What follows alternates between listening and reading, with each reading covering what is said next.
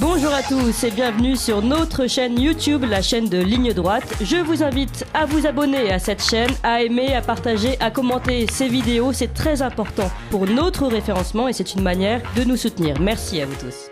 Et tout de suite, nous retrouvons Nicolas Vidal. Bonjour Nicolas. Bonjour Clémence, bonjour à toutes. Vous êtes journaliste indépendant, fondateur de Putsch Média et aujourd'hui vous nous parlez des difficultés économiques et sociales qui s'accumulent sur les Français et le gouvernement semble avoir du mal à endiguer l'augmentation du prix de la vie malgré les annonces. Ben oui, cher Clément et chers amis progressistes, ce matin j'ai décidé de vous faire un petit topo sur ce qui va nous tomber sur le coin du nez dans les semaines à venir et je parle surtout ce matin aux Français complètement endormis, apathiques, oui, vous, ceux qui sont anesthésiés ou ceux qui pensent encore que la politique est un loisir auquel ils ne veulent pas participer.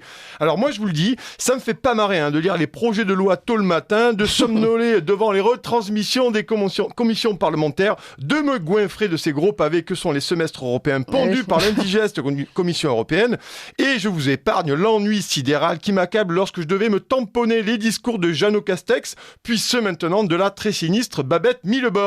Néanmoins, ça me permet ce matin de vous alerter sur les coups de bambou que nous allons tous ramasser dans les dents.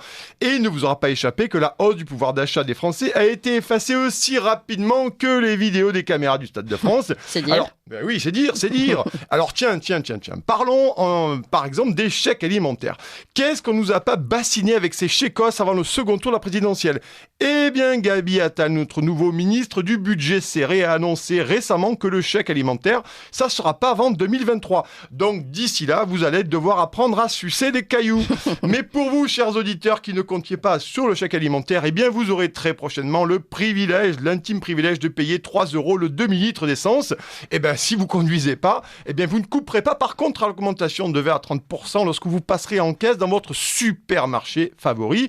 Et si vraiment vous y mettez la mauvaise volonté, vous vous emplâtrerez la hausse du prix de l'énergie, voire des coupures d'électricité et de chauffage cet hiver. Mais pas de panique, ne transpirez pas. RTE envisage pour vous dépanner d'activer des groupes électrogènes au diesel. C'est ça le défi écolo de la Startup Nation. Oui, vous nous faites rêver, vous dressez vraiment un tableau apocalyptique là pour ces prochaines semaines. Mais vous avez encore rien vu, cher Clément, vous avez encore rien vu. Attendez, alors que je vous parle des 8000 chauffeurs de bus non pourvus pour la rentrée de septembre, des citoyens lambda embauchés comme enseignants après des job dating et formés en quelques heures. Parlons aussi de la disparition de la moutarde de nos commerces, d'une possible pénurie du beurre à l'automne, de l'inique réforme des retraites jusqu'à 65 ans, de la hausse des taux d'intérêt pour vos crédits immobiliers, de l'assurance chômage rabotée jusqu'à l'os, du pass sanitaire européen certainement prolongé, ni vu ni connu par Bruxelles à la fin du mois, de la fermeture de dizaines de services d'urgence partout en France, des patients qui meurent dans les urgences encore ouvertes, faute de médecins, et probablement du retour du pass vaccinal et des doses 4, 5, 6 dans quelques semaines,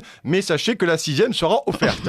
Néanmoins, le pire reste sûrement d'avoir encore Bruno le rigolo comme ministre de l'économie, ou plus encore, la livraison, chers amis, de 90 nouveaux blindés militaires pour le maintien de l'ordre qui permettront, je cite, vous allez voir, c'est formidable, aux forces de l'ordre de conduire des opérations de rétablissement de l'ordre dans des environnements dégradés, ainsi que des opérations sous le feu. Alors, c'est plus des gilets jaunes que les manifestants devront enfiler, mais des cuirasses, des hommes et des boucliers. Ça promet les manifs en 2022. Allez, pour finir, pour les endormis, je vous conseille donc de vous plonger dès maintenant dans la nouvelle saison de la Macronie qui commencera le 20 juin prochain, si Manu Premier obtient sa majorité absolue de fiers godillots. Et pour finir, quelques chiffres, 53% des Français n'ont pas voté ce 12 juin, Renaissance a reculé les suffrages de 12% des inscrits, et Véran a fait 49% dans la première circo de l'Isère. Eh bien moi je vous le dis comme je le pense les copains, on n'est pas sortis des ronces.